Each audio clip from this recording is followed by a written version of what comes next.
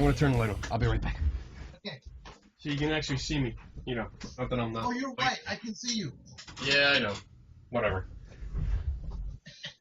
All right. So we have a guest tonight. We do. We do. We do. We are going to talk to Paul Michael Kane, world famous photographer. Awesome. Awesome. Great guy. Who is he again? He is a world famous photographer. How's he world famous? He sells his stuff like all over the world, private collections, public collections. What do we got? I'm gonna read off a little bit what he does before he gets on. Let's see. He combines his extensive background in visual communication with traditional and alternative photographic processes, utilizing the latest advances in digital media. Exhibited internationally, his works have been purchased for numerous private and public collections. He's won several Best in Show awards and continues to explore new technologies as the field of digital photography expands. Awesome stuff. Yeah, he's been published as a photographer, a designer, and a writer. He's a graphic designer. He's received 5-star ratings in Popular Photography. Cool. Yeah, the blog site that also has the magazine. He is the contributor photographer for a thing called Konxari Cards. I think that's the way you say it, Konxari. These days. It's kind of like tarot cards, but it was more like a project he was working on. He did a book for Eastern State Penitentiary called Captured: The Ruins of Eastern State Penitentiary, and it was like his first photography book. He also did a collaboration with a bunch of people. It was called The White Album, and it was a visual tribute to the Beatles. The White Album? The White Album. You know Sounds racist to me. Yes. He did his first folio, and folio is it's kind of like not a full magazine, but just like half of the size of a magazine that's dedicated to one subject. And he did the first one on Fort Mifflin here in Philadelphia. Ooh. He also did the 1799 Lazaretto that our friend Anthony Saletti works for, volunteers with. He's done work for Ford GT. He did a complete special vehicles photography session with them. Yes. He did a free ebook called Cellular Images, which he did all the photography on his iPhone. Showed you exactly what you could do and how far you could push it. It was really good. I downloaded that. That was really good. He's been featured in Weird New Jersey, which is a magazine out here about all kinds of abandoned places, haunted places, weird things all throughout the state of New Jersey. And they do a fringe section in the back for Pennsylvania and Delaware and stuff like that, New York. What else? He's been featured on the cover to American Movie Palaces. American Movie Palaces. I thought you were going to say Playboy there. Okay. His work has appeared on several popular novels, including the 30th anniversary Star Wars poster. Ooh. Yeah, so we're going to talk about that tonight. So he's done a lot. He's done a lot of work, and of course, we've talked about this in the past. He's done this little thing called LIGHTBOX Photography Cards. It's pretty much photography challenges. So if you're a photographer, whether you're a beginner or an advanced guy, this is good. And I have something. Oh, dinner time. It's pie. Hey, I have something. I discussed it briefly with Paul. Bring me a black box and something to the table over there. Are we not in the middle of a show? Go ahead. Yeah. I discussed it briefly with him. It wouldn't be the same show we've all grown to know and love. Yeah. Totally unorganized. You're eating dinner while we're doing the show. We're going to do a giveaway. We are? Yes. Because this pack... Hey, how do you like my TV antenna? Nice. Very nice. We're going to do a giveaway. So pay attention to the show. There's going to be a trivia question after the show that you're going to have to answer when we post this video. And it's something to do with Paul Michael Kane. Hey, where did you put the compass on yours? It's right on the bottom part. the bottom bar. Oh, you didn't put it on the top? Oh, No. you can't. I put it on the bottom so you can see it better. Thank you. Anyway, so like I was saying before you interrupt me all the time, someone can win this. This is a brand new sealed pack. We're going to talk about that more later. Let me get on here so we can start talking to him. You ready? Hurry up, Bob. Shut up, Jim. I got to find him. Where is he? You gotta talk to Mitch about this. Is he? Oh, there he is. Oh, stop doing that now. All right, here we go. You didn't tell me there was assembly required. Mine was already assembled. Damn it! You got the cheaper model. Shut up. I got the light. Whatever. Here we go. Is he there? Hey! I hear him. I hear him. And hold on, it's coming up. It's coming up. There he is. Hey! Hey, Hey. buddy. All right. How you doing? Very good. Good, good, good. Can you see us good? Can you hear us good? I didn't hear Lou. That's because he's shoving food in I'm his eating. mouth. Okay. Yep, I can totally hear everybody. Okay, good. Good, good, Awesome. good. I did a little bio on you. Like I threw together a little bio. I pretty much cheated off of your website. That's what it's there for. There you go. But yeah, thanks for coming on the show. Oh, thanks for having me. You're going to hang out with us. We're going to talk photography. We're going to talk LIGHTBOX. All right. We're going to talk Konxari. We're going to talk special boxes. I want that box. Damn it. No, it's mine. And we might even talk a little Star Wars. I heard there's a new movie out, right? Coming Is out. there really? I wouldn't know. How great is that? Oh my God, it's great. I am. We'll just get that out of the way. Yes, I'm very, very excited. Are you guys going opening night? I'm going Yeah, Thursday. we reserved the whole theater, so we're good to go. Nice. Yeah, I'm going Thursday at 7 o'clock. You know what? I just turned 44, and I'm going to blame it on age. I don't want to fight the crowds. I am resigned to not seeing it opening night. That's what these are for, Paul.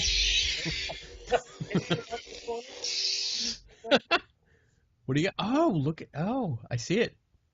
He's got toys too. Look. Oh, damn. Oh, look at him. That's mine.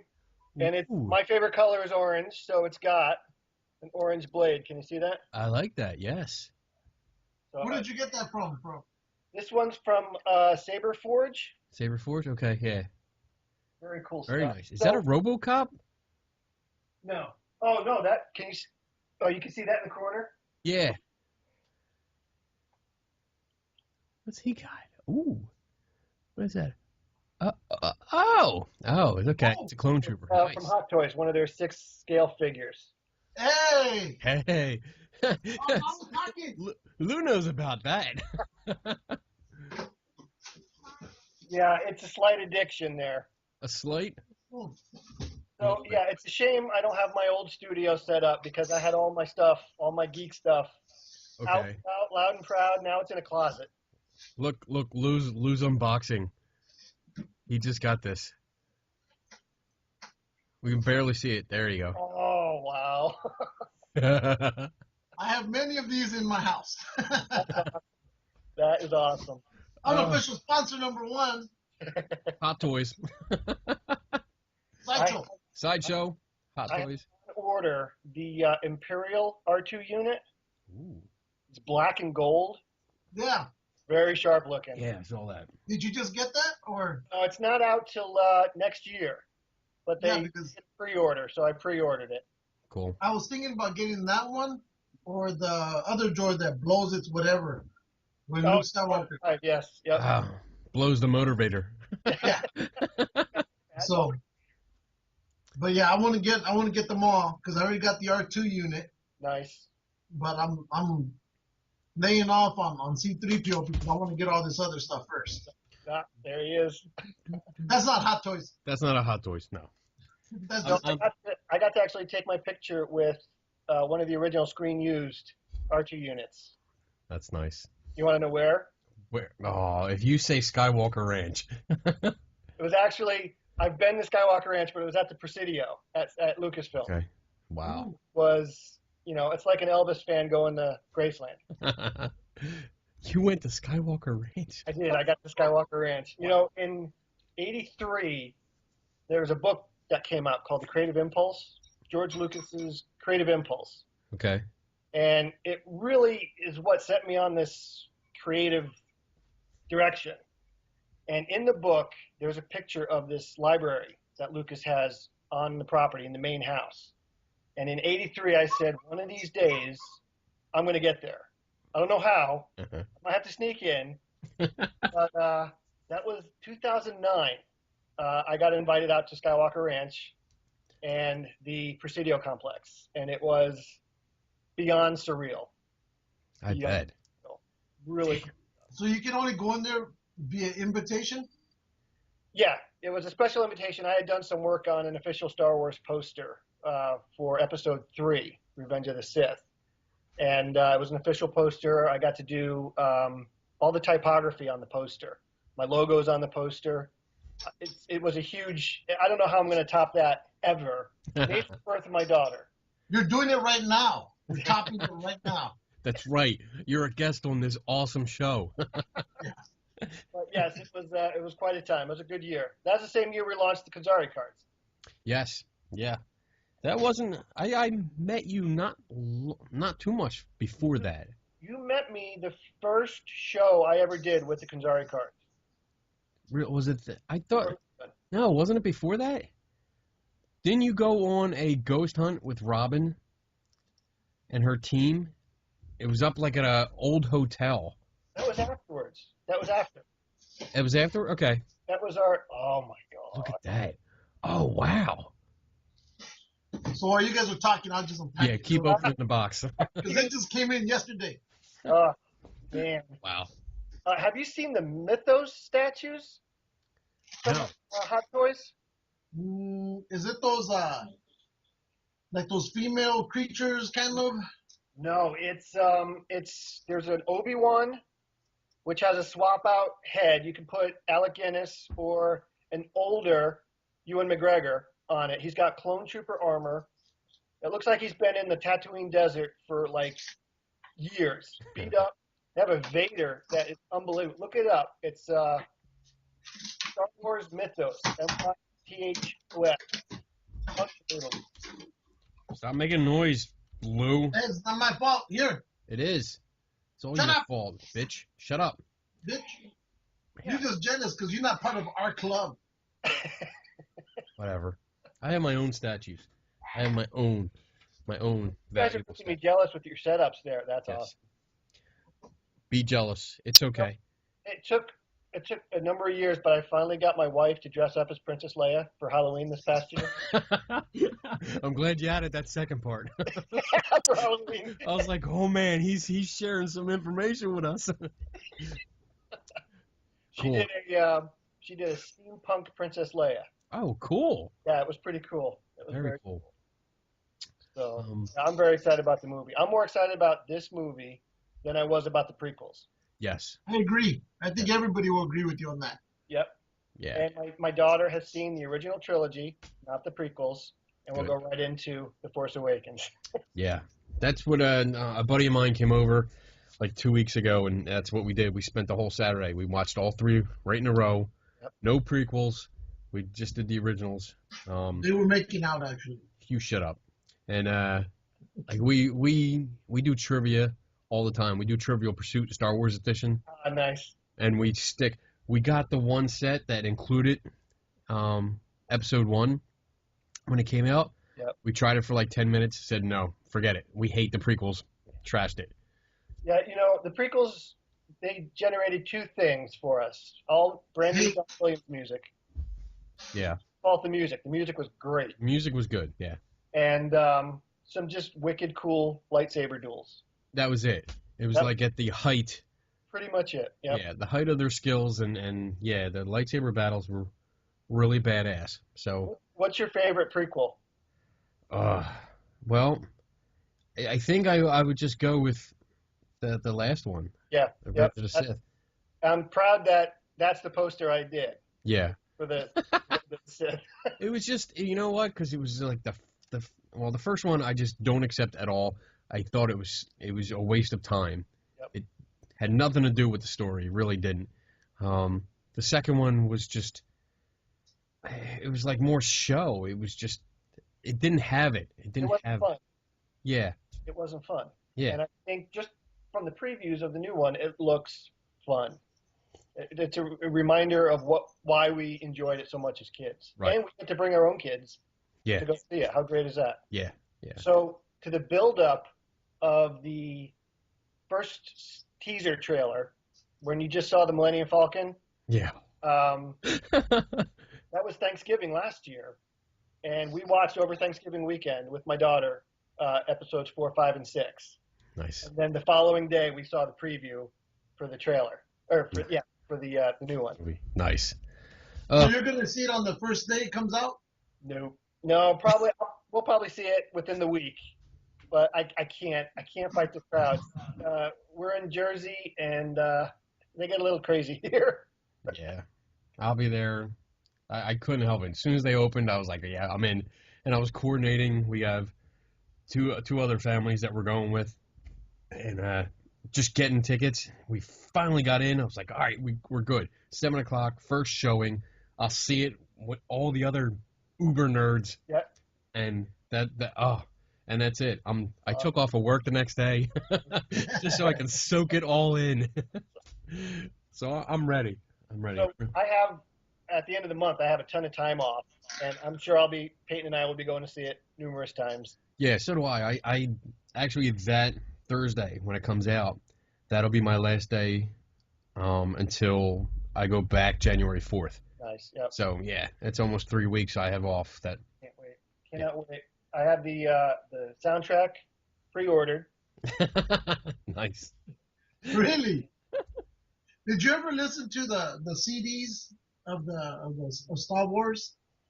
I'm going to make you jealous again. I have a box set of the original trilogy with a bonus disc signed by Maestro Williams. It's actually signed Maestro Williams. Wow. How did you steal that? I got that. God, that had to be the late 90s. I got that. I corresponded with them. Oh. And I told them I had this. Oh, look at you. That's awesome. Wow. Well, that's in great shape. Yeah. Holy cow. Oh, man. Love it. Yep. And where is it? Still has the original Oh, my God. table inside of it. That's fantastic. Just had to show that off there. That's cool. If you haven't noticed, we love showing off toys. Oh, my God. Thank God we don't live close to each other. Man, That's what we say. Oh, you know what? Have you ever seen? Did I give you the tour?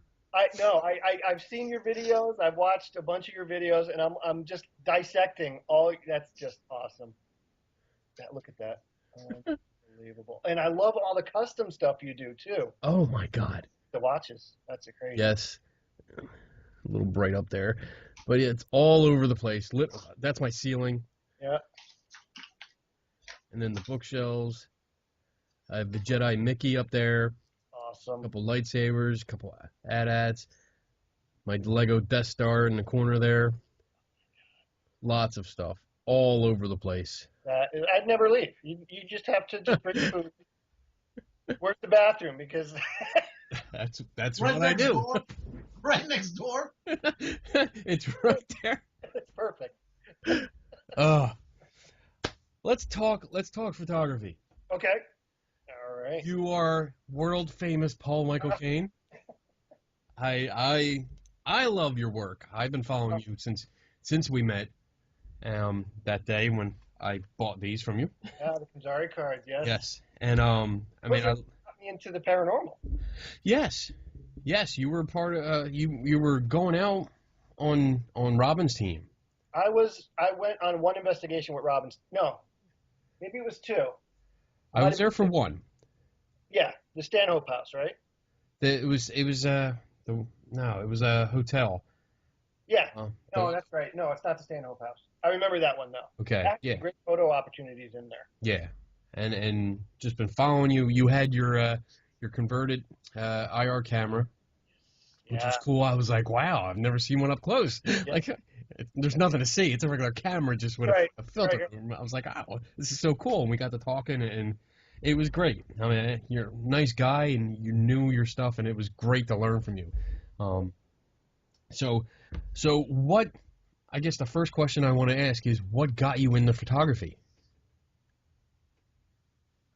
You know what? I've always been into photography. I was the typical Peter Parker in high school. I was the high school yearbook was STEM days. I learned to develop film, black and white. I'm fairly certain that's why I lost my hair with all the chemicals. We didn't have a ventilation. I can still smell the chemicals.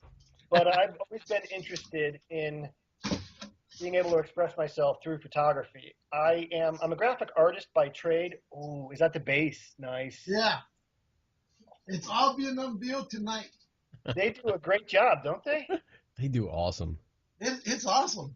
Oh, and also, if you haven't noticed, you'll never be able to get your entire thought out at once because we keep going back and forth between stuff. But go ahead, keep. So yeah, I'm a graphic artist by trade, but I'm not much of a traditional artist. So I get to express myself through my photography. And one of my first jobs was in the Poconos, where I grew up. I was a resort photographer. So I did a lot of the honeymoon heart-shaped tub kind of shoots. I was like 14. There's stories that a 15-year-old should not know. Oh my. But then you know what? After that, I kind of got out of it. I was 14 at the time. I probably discovered girls, and then photography kind of went away. But Damn women. With digital, I jumped right back into it and haven't looked back since. It's been an absolute blast. Awesome.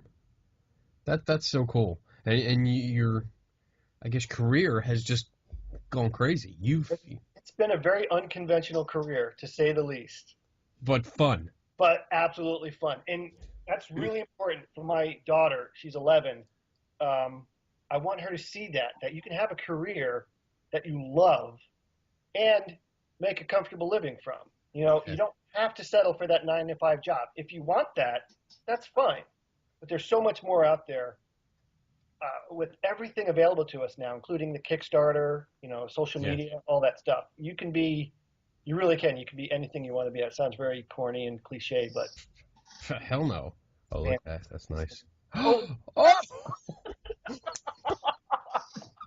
We're totally geeking out. We both did the same thing. Oh my God, that's awesome. That is so cool. And the funny thing, I didn't know it was a bass. Yeah. Jeez, wow. They do a nice job. They really do. And the funny thing is, on this one here, it's no longer available. Ooh. As soon as they started shipping these out, they waited a day or two, and then they resent it out again, same figure, but without the base, without, Darth Vader's real face, everything. Right. All you get now is just him with the lightsaber. Wow, that's and awesome. all this extra stuff here costs an extra maybe $20-$40. Can't beat that. That's awesome. Nope. So anyway, back to you. Why continue to do this? And so some of the projects you've done really interested me. You've done well. Talk about these. Okay. Because those are my very first professional gig. Is that mine or yours? It's his little taco dog. I got contacted. I started a book on Eastern State, which Ken, you've been to. Lou, you've been there too, right? Yeah, he just went there this year. So I did a book on Eastern State, self-published. It did really well. At the time I was putting it together, this group in Michigan, the RM Foundation, saw the pictures and said, would you consider shooting these Konxari cards?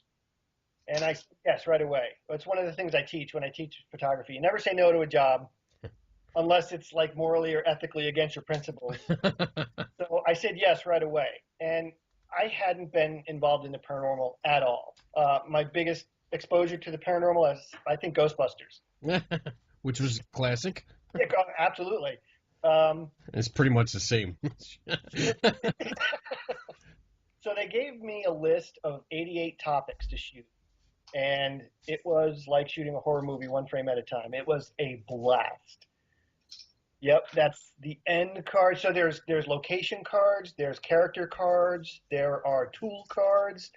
It was an absolute blast, and it was a really great job to work on because they gave me a lot of creative freedom. So all I did on the cards were look at that. That is no longer standing anymore. All those vines, Yeah. down. Wow. Yeah. That's awesome. And Where is that? That's in Sussex County, New Jersey, upstate New Jersey, in the hills. You know, a funny story about that place. I revisited that location, and I had only shot it from that perspective. So I went around to see if I couldn't like get my camera inside on a tripod or something. Yeah. And sure enough, there's a nice open archway. So I peeked my head in, and there are these. It's really dark, but there are these really dark masses on the floor of this silo. And I'm like, what the heck? They look like the alien eggs. Those big pods just sitting. There's like 3 of them. And I'm looking, and I got my tripod and everything, and all of a sudden, the pods go like this, and I start backing up. It was 3 turkey vultures on the ground, and they took off like a bat out of hell, literally. And Wow. scared the shit. But those cards were an absolute blast. That's Eastern State. Right there, yep. Yeah. And they introduced me to the paranormal community. In fact, Robin and Vicky asked me to make an appearance at Fort Mifflin. It was my first show. Look at that. Look at the detail on the head. That's awesome. Stop moving it. God. Wow. Cool. Can you imagine that's your job, to sculpt these things? I would be giggling. Favorite movies and sculpt from that. Oh, that's awesome. That's so. So Robin and Vicky asked me to come out to Fort Mifflin and do an appearance there. And I'm fairly certain that's where I met you, because I sent a little old lady some more pictures your way. Oh, I was there. I was there. Yes, you were. You were there that day. That's awesome. Wait, before you continue. No. Okay. I want you to know there's a helmet. Maybe I should tell him light before I tell him. Shut up! Shoot them dogs. Look at that. All right. First time we're going to see this happen. Shut up! Oh, my. Oh, that's cool. That is just wicked cool. Wow. Oh, my God. I love that. That's awesome.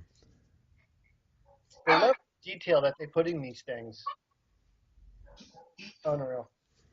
Isn't it? That's one of my. Card, yep. That's one of my favorites. That is inside a 1920 edition of Edgar Allan Poe. Open to the cask of Amontillado. My favorite Poe story. That's definitely one of my favorite pictures, because it was just, when I saw that, I saw the shadow. I was like, son of a bitch, that is so simple. Yep. Shadow. It's an old wedding photographer's trick. Yeah. They did that in the Bible with the wedding rings. Yeah. And I'm more than willing to steal from the wedding photographers. Oh, I've stolen it. As soon as I saw that, the weddings I've done, I've stolen it, because I'm like, hey, give me your rings. I got a neat trick to show you. How do you like shooting weddings? I hate it. Yeah. I hate it. I mean, it's all the ones I've done, except for one, have been for friends. Yeah. And it's usually because, they can't afford a real photographer. So I'm like, yeah, I'll do it. And it's no big deal, because I don't charge a lot. So, but it's a long, long day. Here's a neat trick for you. Next time somebody asks you to shoot a wedding, this is a win-win situation. Oh boy, yeah. You quote them some ridiculous price, and if they say no, then you part ways. Everybody's, and if they say yes, you have to shoot the wedding, but you make some good money. You make some good, yeah. There you go. That's happened to me twice now. I've quoted insane, ridiculous prices, and they've said yes, and I'm like, God damn it! Actually, last summer, I shot 2 back-to-back weddings, one Saturday, one Sunday. And we still have it hanging up. That was my last foray into wedding photography. Wow. I just say no now. Yeah. It's too much of a toll on my gear, on me, Yeah. on my creativity. I don't like it. It's a long, long day and so much. It's a shame because look at that. That's the cemetery in Lafayette, New Jersey. That's awesome. That's cool. So the cards, from what I'm told, there's symbols, there's letters, there's numbers. Look at that sculpt. Oh my God. Wow. Well, I could totally cosplay that, man. Yeah, you could. Yeah, yeah. That's awesome. Wow. So did you guys hear the rumor that, what's his name, Hayden Christensen may be in the Vader suit for Rogue One?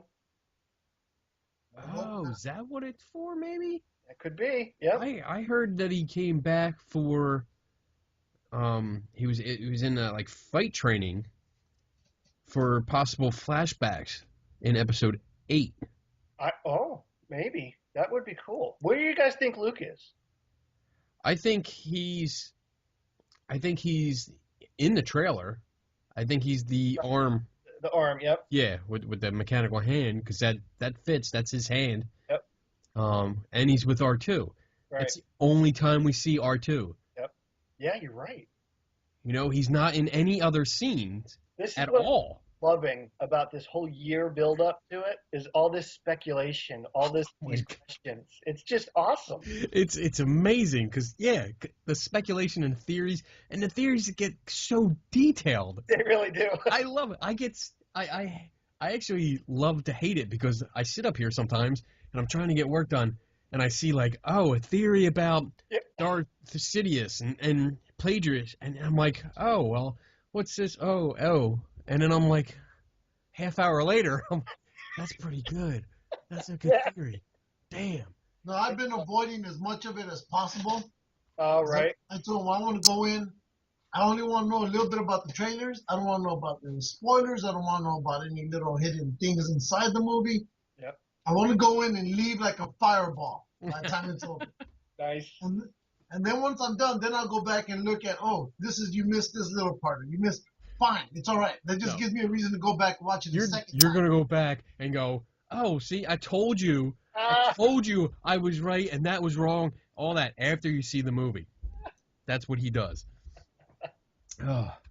So, you got the Konxari. Is that how you say it? Konxari Cards, yeah. Konxari, okay. So and those were a hit. The what? They were a big hit. Yeah. They still sell. They, from what I understand, they're very big in Germany. Oh. Who knew? Somebody did a fan film recreating some of my shots in video, in a movie, a little tiny movie. Huh. Which was kind of cool. Kind of cool to see. How do you feel about that when people like recreate your stuff? You know what? I've had my stuff stolen so many times. I'm kind of callous to it now. Yeah. But I mean, I'll do a show locally where I've taught photography and see very similar shots to mine at the same show, and I'm like, be an originator. I think I just watched like a whiskey commercial or something. I think it was Glenfiddich or something. Be an originator. Don't be a copier. Right. And you'll be more successful. Even if you just need to narrow your focus a little bit. It's I don't mind it as much anymore. It used to irk me a lot, but even the new project, the LIGHTBOX Photography Cards, they've already been ripped off. Really? Yep. 3 months after I started shipping LIGHTBOX Photography Cards, a German company did a new deck of cards, very similar in concept, had the 3-in-1 gray card in it. And they have a Kickstarter right now. They started it in the German language, then did an English version, Americanese. Americanese. And then now they're trying to kickstart a Spanish version. I believe in karma. They've been running the campaign now, I think, for 20 days. They have 12 days left. They have 6 backers. Wow. 6 backers. Now, at any point, do you feel like you like sicking your lawyers after them or anything for this? You know, the Lightbox name is trademarked. We're the first to market. We're very people are aware of us. I say us, of me, of the deck. In fact, this last week has been just a huge boon to the attention of Lightbox, having been covered by one of the biggest names in photography instruction, Scott Kelby. They did a feature on it, and then it was named the #1 gift for photographers 2015 from photographytalk.com. Yeah. So, you know, they're going to fade away, whereas Lightbox will continue to flourish. I have many decks in the works and many concepts in the works. I'm not just going to do the photography. I'm going to do a software deck. Heard it here first on Geeks and Goods. Yeah, I'm going to do a Photoshop deck, a Lightroom deck, all sorts of tips and tricks inside of post-processing designed to get you out from behind the computer faster and behind your camera quicker. Awesome. I mean, I love them. I've been on the Lightbox Facebook page that you have. Is that crazy? It's getting bigger and bigger. It's love. And I mean, I carry them in my official Lightbox metal case. Yeah, because when Kenny showed me those cards, I said, I need to get me some because I absolutely love some of the stuff that you're showing on there. And at the same time, if you're a novice, you're giving people hints. I'm sorry, a what? A what? No. A novice? But you know where I'm going. A novice. Right? We'll go with Padawan. Yeah. There you go. So, but they're Novice. giving people, you know, an idea of what else they can do with the camera instead of just point and click. Yep, absolutely. You know, the side effect, the wonderful side effect of isn't that awesome? The beauty of having a kid who loves bubbles is there you go. Do stuff like that. So the side effect of my success as a photographer has been teaching. I do a lot of teaching locally. That's the 3-in-1 gray card, so you can white balance your shoot very easily, and of course the cheat sheet. Yep. So these cards give me the opportunity to not necessarily teach photography, but to inspire photography all around the globe. These ship to 27 different countries. That's awesome. My lofty goal when I kickstarted it last year was 1,000 decks. I said, I want to do 1,000 decks. By the end of it, with almost 2,000 backers, 900 and something % above goal, we ordered 10,000 decks. That's awesome. Damn. Yeah, my garage has become my fulfillment center. And it's been an absolute blast. In fact, in September, we launched the second deck, which I have a prototype box of here, the macro edition. And that's at the printer right now. I saw the color proofs. I had them here somewhere. They look beautiful. The company I work with, they're half-hour down the street from me. They facilitate all the printing. Nice. They're also doing the lens bands. You know, the wristband that came with it? Oh, yeah, yeah. I've repurposed those. They're not wristbands. They are lens bands. They go around your lens to promote your support of Lightbox Photography. There you go. Look at that. There it is. Yep. I got mine on. That was one of the, I think that's the first shot that I put on the Facebook page. Yes.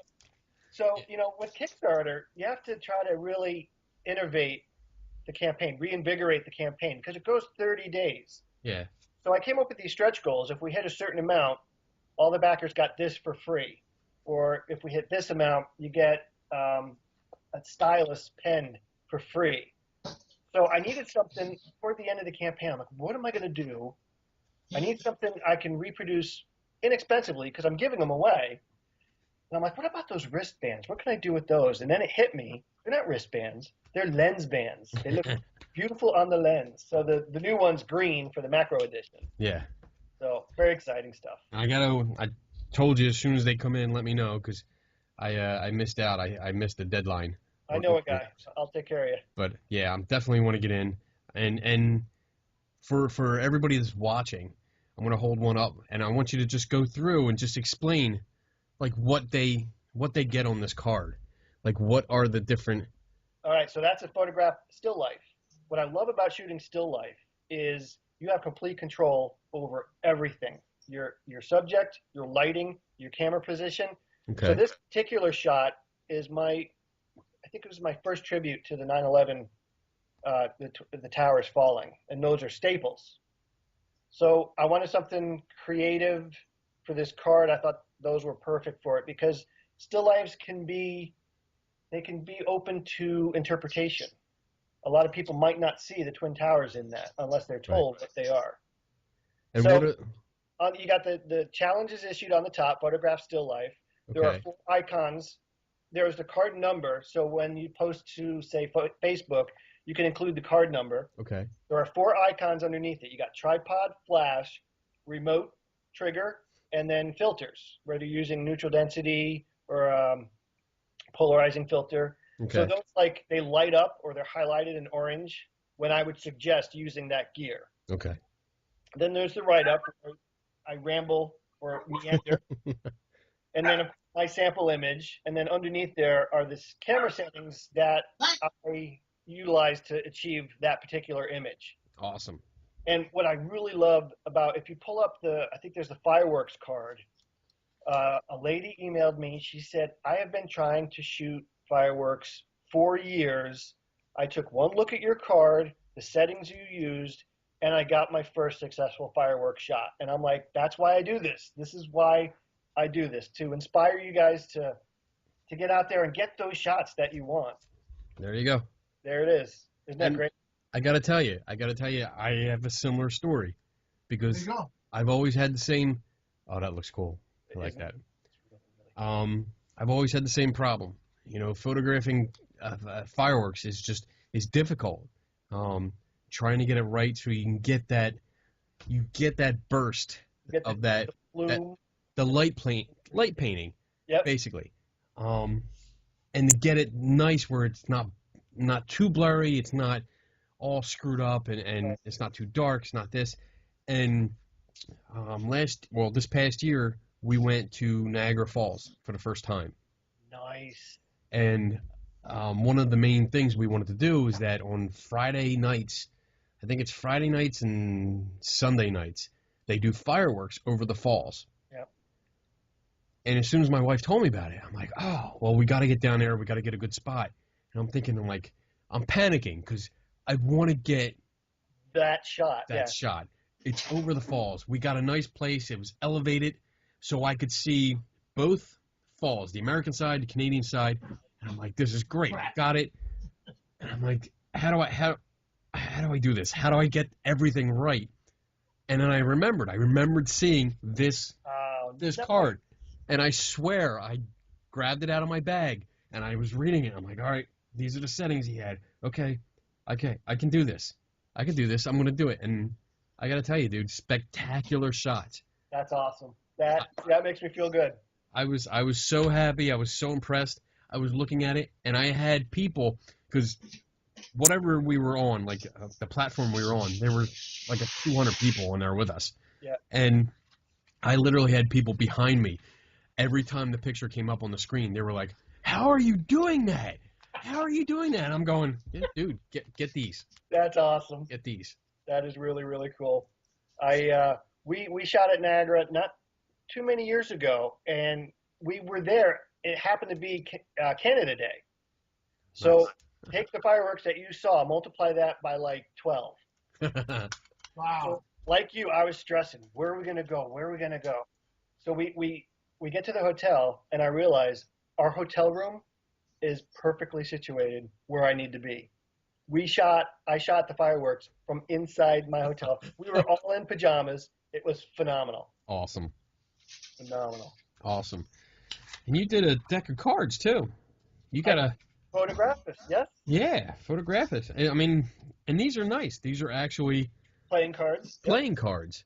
Yep. Now, all of this is available still, or you have to wait for your new batch? No, they're all available. They're all available still on my website. You can go to lightboxphotocards.com. You can get the original Lightbox deck. You can get photographist. You can get the challenge coins that come with each deck. You can get the case. the lens bands, all that stuff is still available. Is it the case that he has? Show him the case. Yep. Wait. Here's my challenge coin. No, not that one. The case. Shut up! So I designed a challenge coin. No, not that one. The case. What case? This? No, the one that looks like clockwork. Oh. Oh, the orange. You're a pain in the ass. Shut up. This was a special thing. We were getting. Oh, so that's not available either now? No, so those aren't available. Those I do by hand. I create those by hand, and they're very limited quantity. Yeah. At some point. Oh, so none for the Mexican. I see how it is. At some point, I'm gonna make them available because I'm having a blast making those. But yeah, the Photographus cards.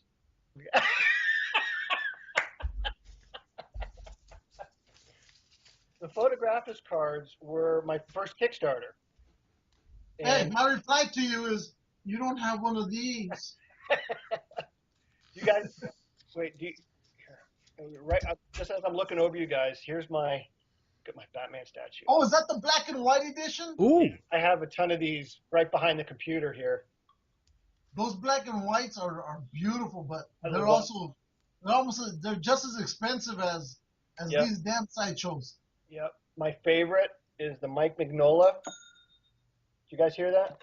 Yeah. That was a Lightbox sale. Look at this. Ooh. This is the guy who created Hellboy. Nice. He designed this one. Here we go. That's awesome. So yeah, the Photographus cards, my very first Kickstarter, and won an actual award from the United States Playing Card Company. Oh. Look at that. And they still are one of my favorite projects. I designed a whole brand new system of card recognition just for this deck of cards. Innovative card recognition stuff going on. Love it. This is what we do. I'm looking for something.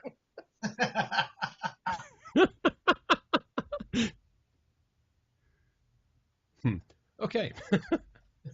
Oh. Paul's getting into it now. Here we. That's awesome. Oh, anyway, we haven't gone crazy like this in a while. It's all your fault. There's my challenge coin. Oh yeah, so there's the challenge coin. So the deck is kind of left up to chance. Pick a card, go shoot a challenge. So the coin, I designed to further that challenge. You flip it, you have color on one side, monotone, black and white on the other. So that's more for like processing. That's what it is. And it's designed as an ambigram. So color, yep. If you turn it, is color. Cool. Right side up and upside down. Same thing with mono. Yeah. You want to see a neat trick? Ooh. I saw what he did there. I saw it. I used to be an amateur magician. I called myself the Grand Illusionist. Ooh, oh. That's why I love playing cards. I have a whole collection of playing cards. Oh, cool. Ridiculous. Like But- how many decks do you have? Got to be close to 200. Wow. Yeah. Yep. That's a Some lot. really rare ones. Some vintage bicycle decks, and so when I won the award for the bicycle card, it was a huge honor. That was a really That's cool, cool. very cool stuff. That's very But cool. It's been a very unconventional career, spanning, shooting in the hot tub pools of honeymoon Poconos to Yes. shooting a book for Ford. Very nice. Yep. Oh, and the Ford GT. Love that card. In fact, they're going to be coming out with it again, I think, next year. That's right. You're absolutely right. I'm hoping they do a follow-up to this because this was a Yeah. blast. This was an absolute blast. I shot for 3 years on that book, and I met some of the most interesting people. A lot of these guys who own these cars, they're over-the-hill CEOs who can't drive them. Absolutely hysterical. But the one guy His name is Gino. He owns a company called Hollywood Auto, and he rents cars to movie productions. So if you need a New York City taxi cab, go see Gino. If you need a Batmobile, go see Gino. Guy is really, he's taught Matt Damon how to drive. He taught Will Smith how to drive.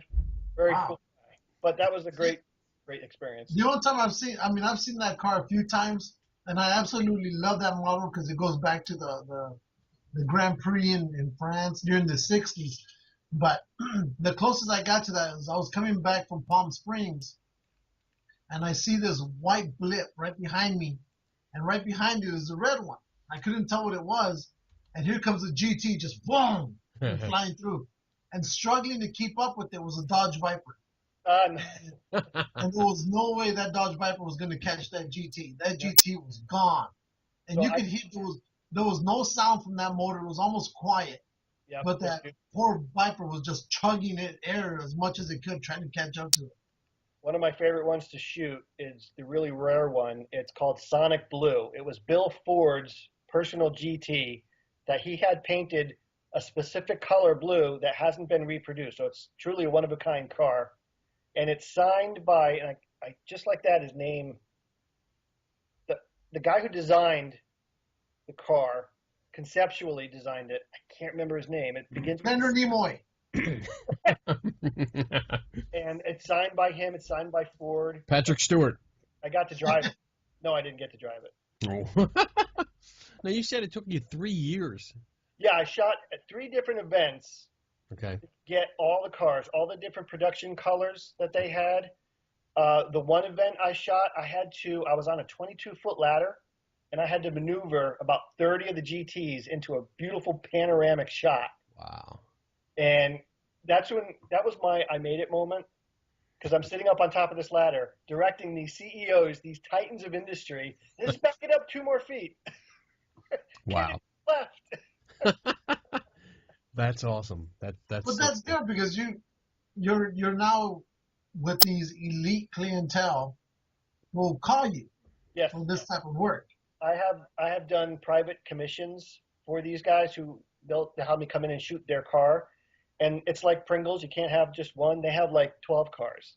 So then there I go. I'm shooting a whole weekend in Western Pennsylvania, shooting this guy's car collection, having a blast, drinking, eating. All on their and you're staying at their place, or are they putting you up at the local Motel 6? No, he put me up at his place, and it was styling. I was styling. That was very good. Those are good gigs. I'm not a big car guy, and that's what I talked about earlier. I never say no to a job unless it's morally against my principles, or I'm just bored with it. They asked me to shoot. Can you come shoot these Fords? And I'm like, yes. Never shot a car in my life. So they said, come to this event, and we'll see what you do with it. So I did. I was under the cars shooting up at them. I was on top of the cars shooting down at them. These guys were so nervous because I had a ladder right next to their car. My camera, it's a D2X. It's a big camera. If I drop this thing, it's going to leave more than a little dent in the car. So, but it was a great experience. Really good experience. Awesome. So the next question now is, let's get to the paranormal. Okay. Oh, that's the Geeks and Ghosts. Okay. Yeah.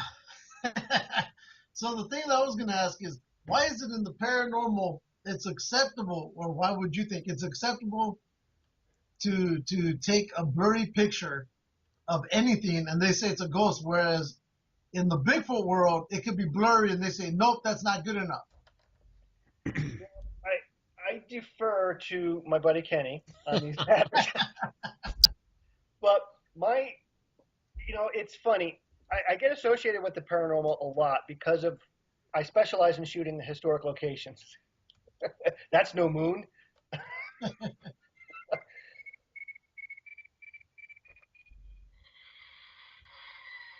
Oh, that's awesome.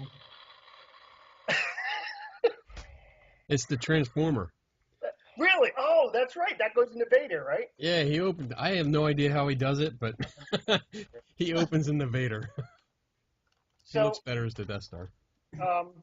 So I do a lot of these historic locations, Fort Mifflin, the Lazaretto. I'm doing one now that's a little bit more local. called Horton Mansion. Kenny, I think I sent you those pictures, right? Which one is it? Horton Mansion. Horton Mansion. Yes. Yeah, Horton Mansion. Get with it. Shut up, fool. So I get associated with the paranormal simply because of those pictures, and I don't know what it is about Kenny. I got to applaud you for being the watchdog of the paranormal. I absolutely love watching you work on the panels that you sit in on, and sometimes I'll be next to you, and I'm like, just ask Kenny. Kenny, what do you think? Because I've never professed to be an expert in the paranormal, but I do find it very interesting how lax the evidence that is, the images that are brought up to be evidence. It's very lax. There's no standards set. I think that's why I love going to these shows where, I'm presenting my work in the historic locations, and I get to sit in on or watch Kenny do his thing. And that last one we sat in on, I watched you. You did awesome. I mean, you're awesome. You're doing this stuff. I only watch him so you can hear him fight. I think this last one, my facial expressions. It was just hysterical. I think that was the best part. But I love that you're not afraid of confrontation. I absolutely love that. And I think, what do you call it? It's not an industry. It's a hobby.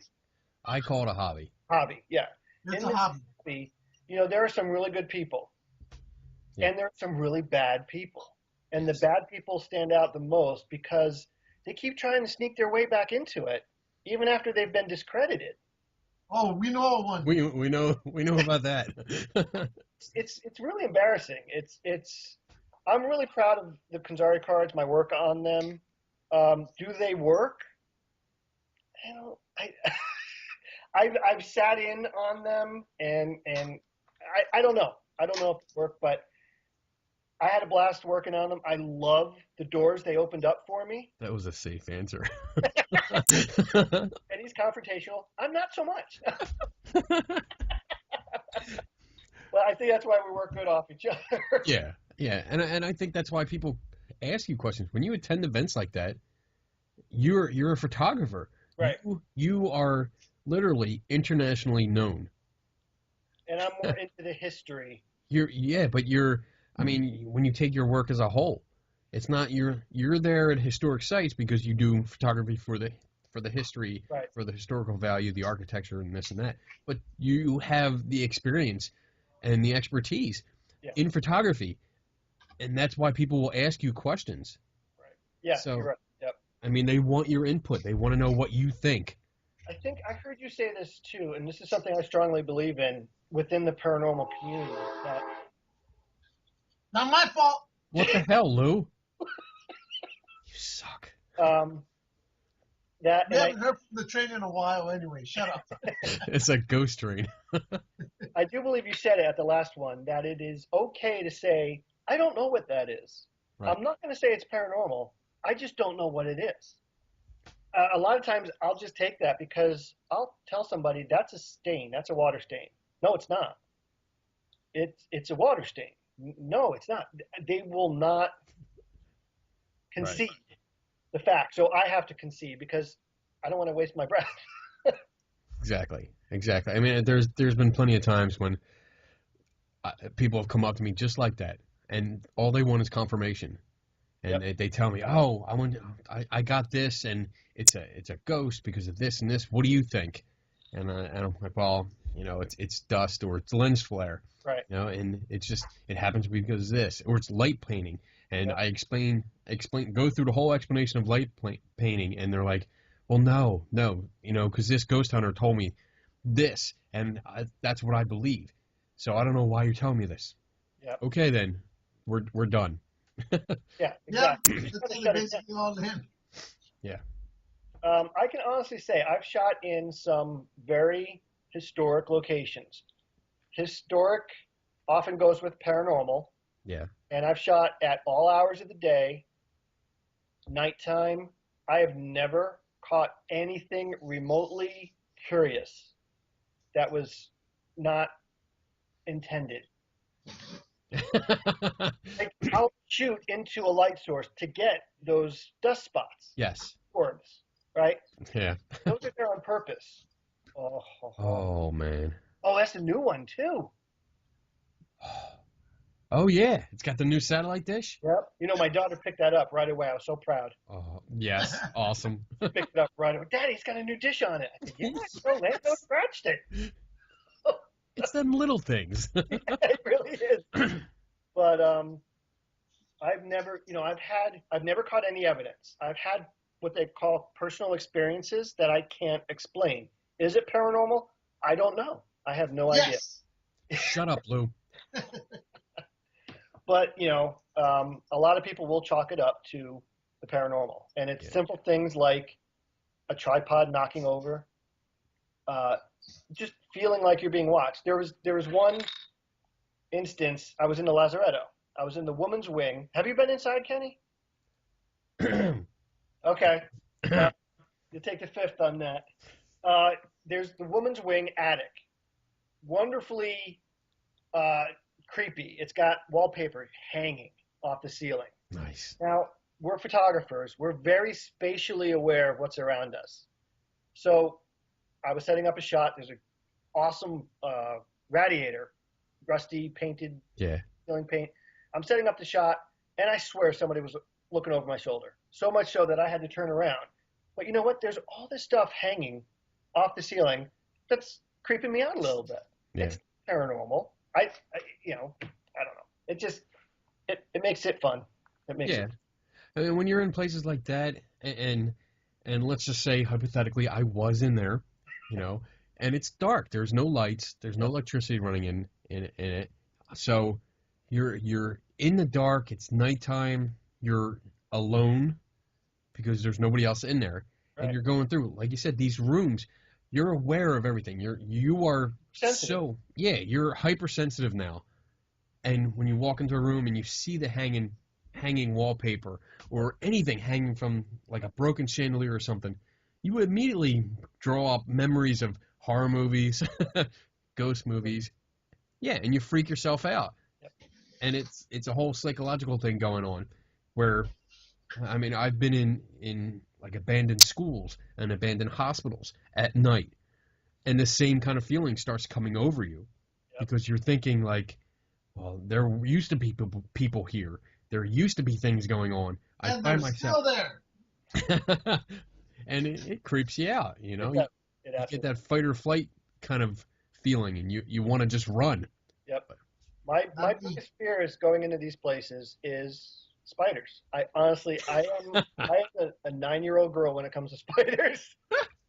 I am more scared of spiders than I am of ghosts. And I've seen more spiders than I have ghosts. Oh, look at that. What, did you convert that? That's an original. It's an original? Oh my God. Yeah, look at that. No orange. Yeah. No, you don't need the orange.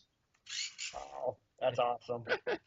But yeah, I mean, I enjoy when you're on these panels too. Well, you haven't been on the panel with me, have you?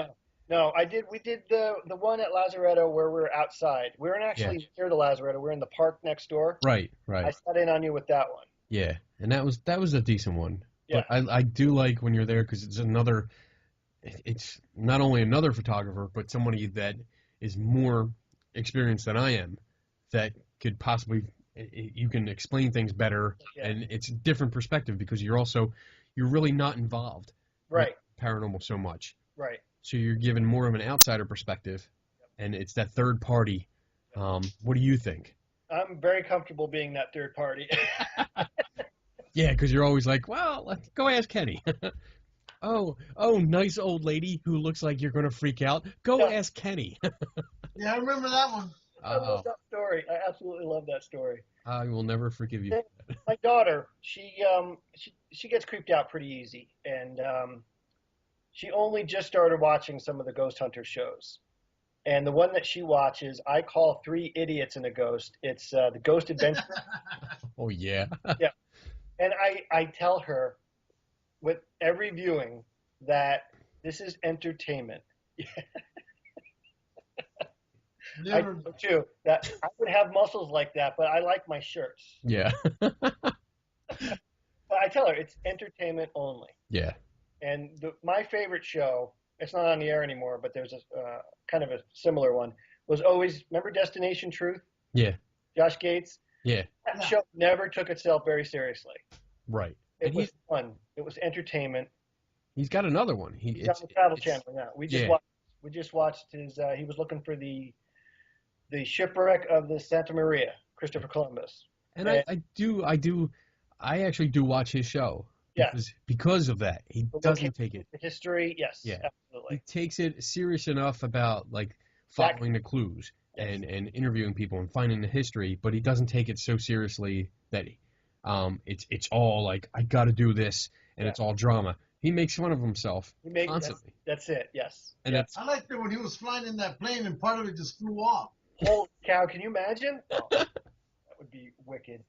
He wrote a book called Monster Hunter. And if you like the show, the book was excellent.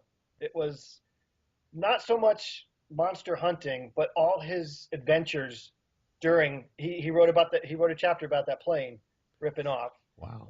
He actually climbed Everest. Wow. And he lost a friend on Everest. And so he's almost like the real deal Indiana Jones kind of guy. But again, doesn't take himself too seriously. Everest. Yeah, and that's what I like. You know, that's what I enjoyed about his show. Yeah. You know, it's kind of like the comedy hour. Now, I will, if you guys, it's just us, right? Yeah. Yeah. Nobody's watching, right? Not yet. Not yet. I will tell you that I will, in next year, this coming year, in August, I will be on one of the ghost hunting shows. Which one? The one that he's going to invite you and me on. Whatever. I can't tell you which one, else I get kicked off of it. I'm only on one episode. And I am, Kenny, you should probably pick up on it. It was all about my personal experiences in one of the locations. And it was surreal being on that side of the camera. It was ridiculous. Wow. But yeah, so there'll be a big announcement when it comes out and stuff like that. But I could never, just from my own point of view, I will never ever appear on one of those shows. You know why I'm doing it? Why? To use 3 of my images on the show. So I'm very happy that they're going to be promoting me not as an investigator, okay, but as a photographer who shoots historic locations. Okay, I like that. Yep. Yeah, I'm not an investigator. It's I was very adamant in that I don't want to come off looking like that guy from the Alien show. It's ghosts. So, what would you tell a lot of these amateur ghost hunters who decide to, you know, take pictures in the middle of the dark in a room with dust? I mean, do you tell them just leave the camera at home, or what? What would you tell them? Keep an open mind. Look at the research. Read the research. Don't jump to conclusions. Do your due diligence. In any when you say the word investigation, I'm going to assume research, critical thinking, and just a boatload of ideas about the concept that you're looking at. Not just, this is a ghost. No, this is a ghost. That's no, not... but I mean, no, but I'm just... Yeah, but aside from that, what would you tell them about taking pictures in the dark? Because a lot of them tend to do that. And Kenny and I have gone after a bunch of people who've shown, look, it's a ghost, and you could tell that they weren't holding the camera steady because the chair is here, and then you can see it drifting 9 feet up in the air over here. Yep.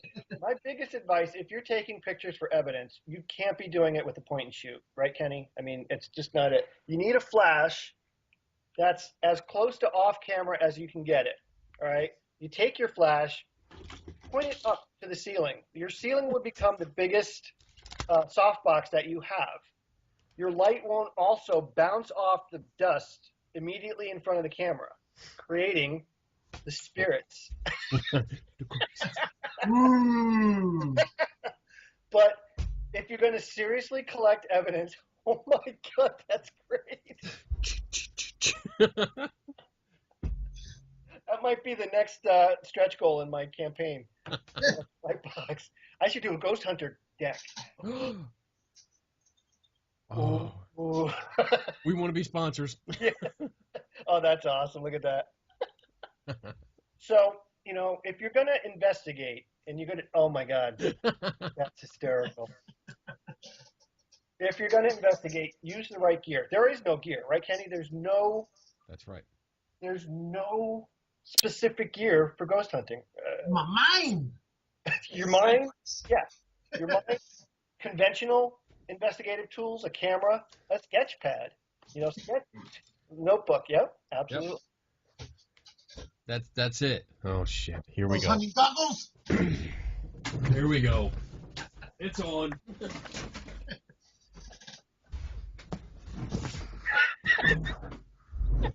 We're good to go. Here we go. Guys are awesome. Where's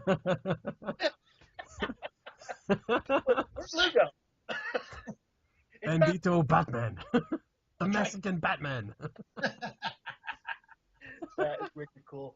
Did you guys see my Arrow costume? I was Arrow last year. Oh, that's cool. Yeah, I think I did see it. It was very, very tight. Very awesome. Very tight. Oh, we could go all day. I got shit all over the place. Oh boy.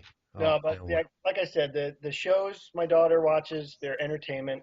Oh my God, that's I'm ready. Oh my God. I agree with you though. I mean, because once in a while when I'm flipping through channels and one pops on. Look at Lou.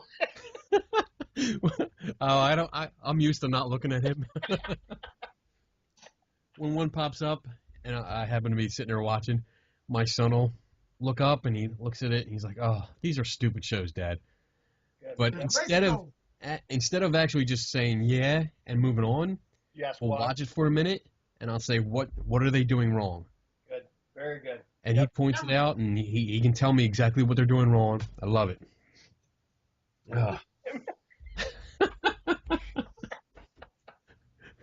This is every show.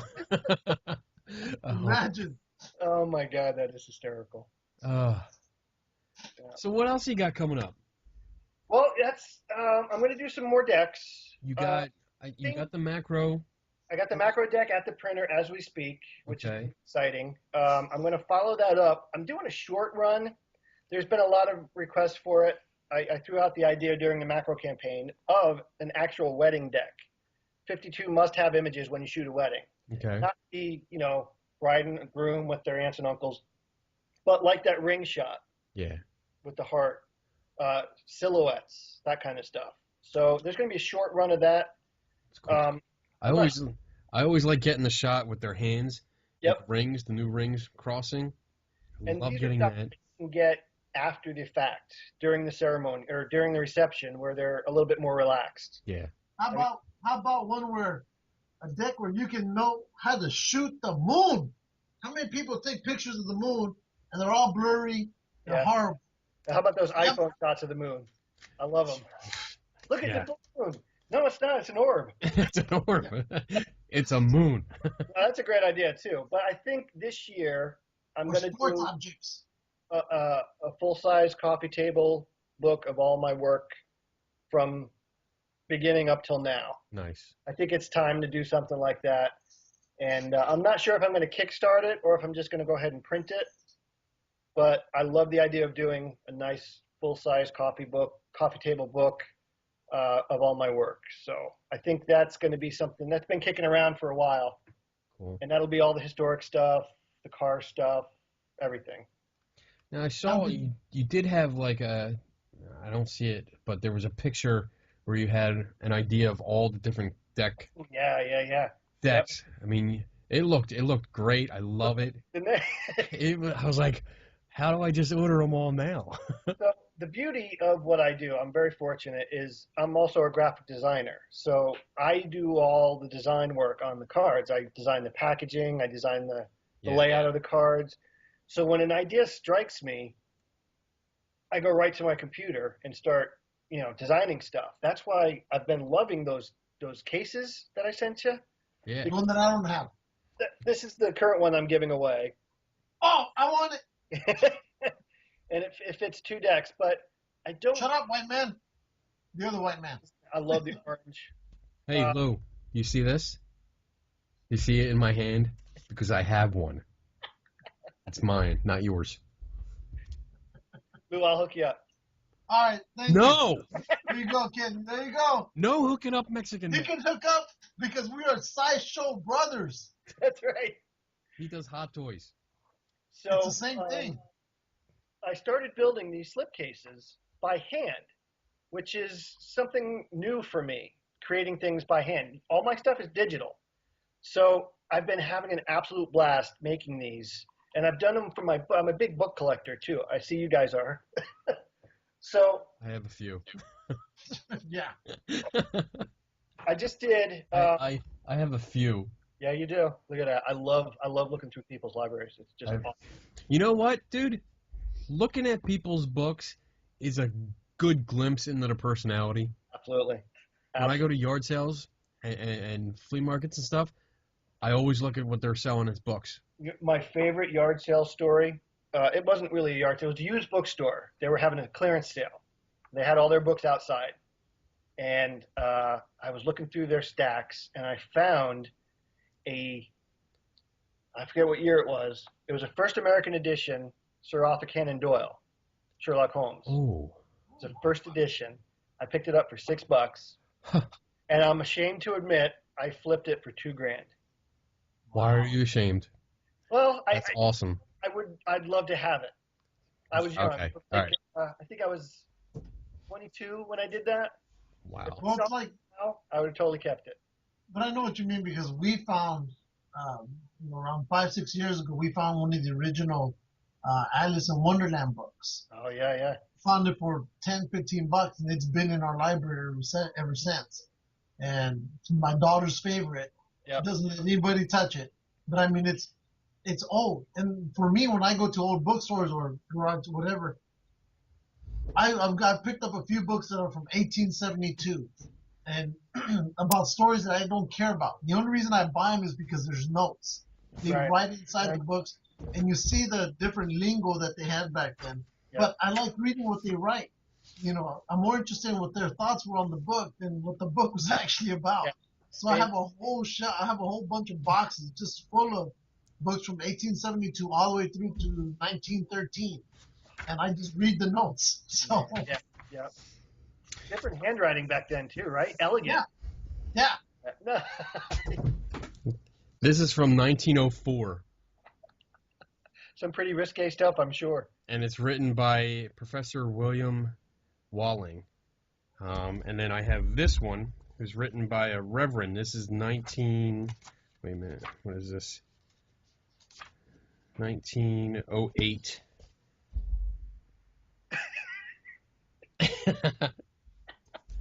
I love this. You found those at yard sales? Yes, I paid $1 for each of them. Money well spent. Yes. See, I don't know how you guys go around picking books like saying, this is the book I'm going to buy and read. For me, I've always judged it literally on the cover of a book. And the reason is, and I tell my kids is, I go, you can tell the soul of a book by its cover. And that's by, if the author's put a lot of work into it, and he's not, he didn't do too much with it, and he didn't do too little, it'll be a really good book. That's the way I've always judged them. If the cover looks elegant enough to me, and there's something behind that picture, I buy it. Like for example, as a graphic designer, I love hearing that because too many times people don't take that into account. That those book covers, they're designed by somebody. They're put together lovingly by some designer, some typographer, and I love hearing that. That's awesome. Well, it's like this movie that's coming out on Friday, which I don't know why they've taken so long to make. It's called Into the Sea. Oh yeah, about Moby Dick. Now, when the book first came out back in 95, 96, all it is, it's a dark blue cover. You see waves, and it just says Into the Sea. And I said, that's going to be a damn good book. I bought it. I've loved that book ever since, and I've been wondering why they've taken so long, almost 20 years, to make it into a movie. Yeah. I'm going to go out and watch it, but the book was excellent. And again, I've picked all the books I've ever picked were because of the cover. The cover is what has to catch you. If it looks too tacky, I leave it alone. There's nothing there. But like you said, there's somebody put some work into it to catch your eye, and if it does, you'll have a great book. What was your favorite book of 2015? Go Not for it. necessarily He doesn't read. Yeah, Reed, shut up. He doesn't read. Unless it's a comic book. He doesn't read. No, I read. I haven't picked up any books. Well, I have one book, and to be honest, I haven't even read it yet. My son has it. Yes, I read. You don't. Hopefully neither of you have read this. Both of you have to read, and it's right up our alley. It's called Ready Player One. Have either of you read that? No. Never heard of them. Spielberg's making it into a movie for, I think, 2017. It's called Ready Player One. It's set in a, not too distant future where, the world isn't as nice as it could be, and there's this artificial intelligence created, and I don't want to spoil it too much for you, but there are a ton of like 80s references. First page has a Ghostbusters reference. It is nice. A wonderfully written book. You guys will have a blast with it. Oh, Yeah, I'm looking at it right now. that's because you suck. But Favorite book? Did you guys read The Martian? no. No, Kenny, I want to. I think you would like it a lot, being an engineer. I don't read a lot. Anything. A lot of books like that. I mean, I do. It intimidated me because I heard there was a lot of technical stuff about it.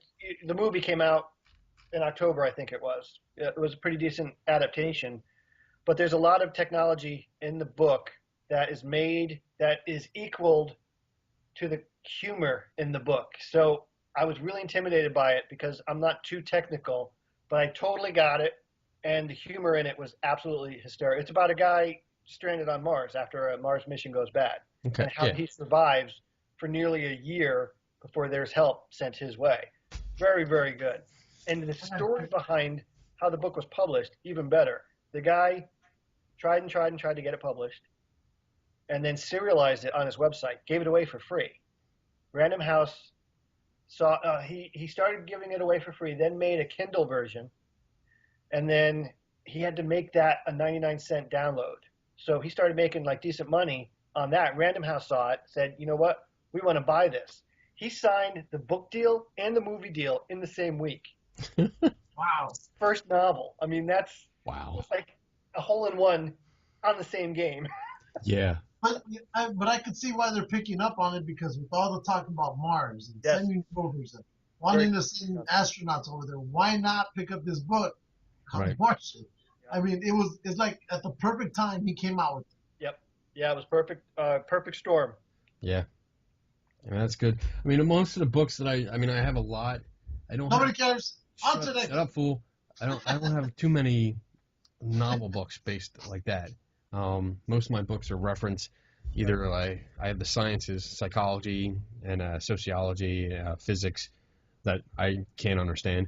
But then I have like mythology, religion, archaeology, photography. I have 2 full shelves of just photography books, crime scene investigations, stuff like that. That's a lot of stuff I read for reference and stuff. Dragonlance was my big series. Nice. I'm a huge fan of Dragonlance. So I used to read a lot of those when I was out in the desert during the first Gulf War. Yeah. Because those are the only books I had. After I went through my Conan the Barbarian ones, there was a Dragonlance, so I had to read those. Dragonlance, that's my favorite. I have probably about 40 some books of the series. Wow. I've read through them all, and I mean, I've read the Chronicles and Legends sets. I've probably read them a dozen times each, easy, just because I keep reading over and over. Yeah, most of my library is all military history books. It'll be sci-fi. I love the alternate type of universe type of books where, like for example, William Forsythe. Yes. He writes those books. I love his type of stuff. I love that whole genre where it's what could have happened had this happened. Yeah. Fictional history. I love that. You know, there was one that got me started into it. What was it? The Lost Regiment. It came out in the mid 90s. Yep. And it's about a Civil War Union group who, it's the end of the Civil War. They're getting ready to go back home. They're on a boat. All of a sudden, here comes a hurricane, and next thing you know, they're in another world. And on this world are all the lost civilizations from our planet, but they've been transported over there. Wow, that sounds awesome. Cool. Yeah, and so what happens, long story short, there's a alien race that travels around this world, and I guess it's so huge, and they go to each of these civilizations and they expect tribute, which means sacrificial people so they can eat them. And the Union group's like, no, we're freedom, we don't do this crap. And next thing you know, it's a whole fight, and it becomes interesting. It's called the Lost Regiment. You might be interested in that. Nice. Cool. Oh, all right. Well, you got anything else you want to promote? No, I'm good. There's a new Star Wars movie coming out. There's a Star Wars. That's right. What do you think about Superman, Batman versus Superman? It's funny. I'm looking forward to it. I think Zack Snyder is the right guy to do this. There have been so many versions of both characters that I can accept whatever's thrown out.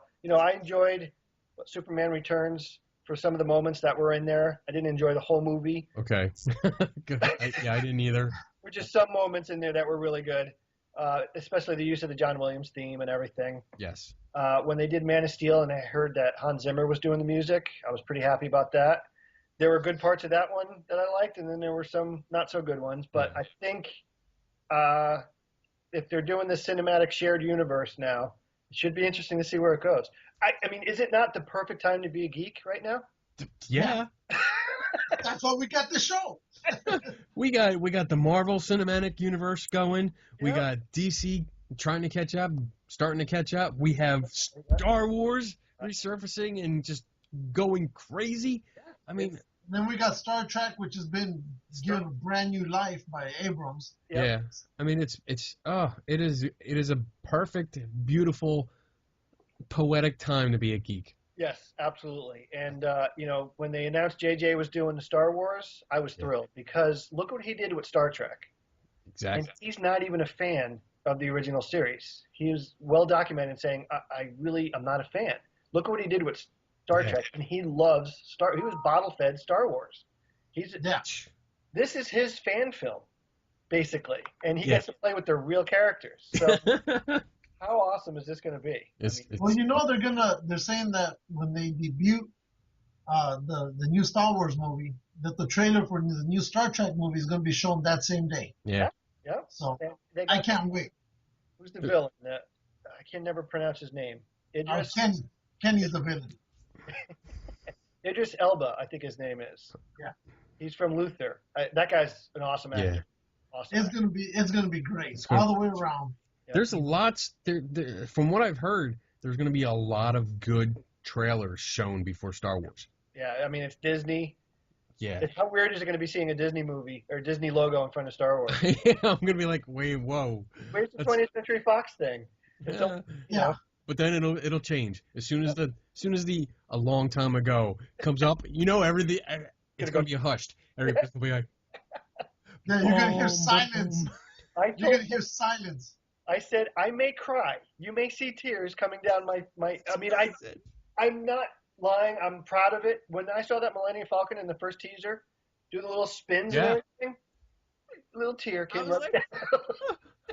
And then, at the end, when you hear Chewie, we're home. And I was like,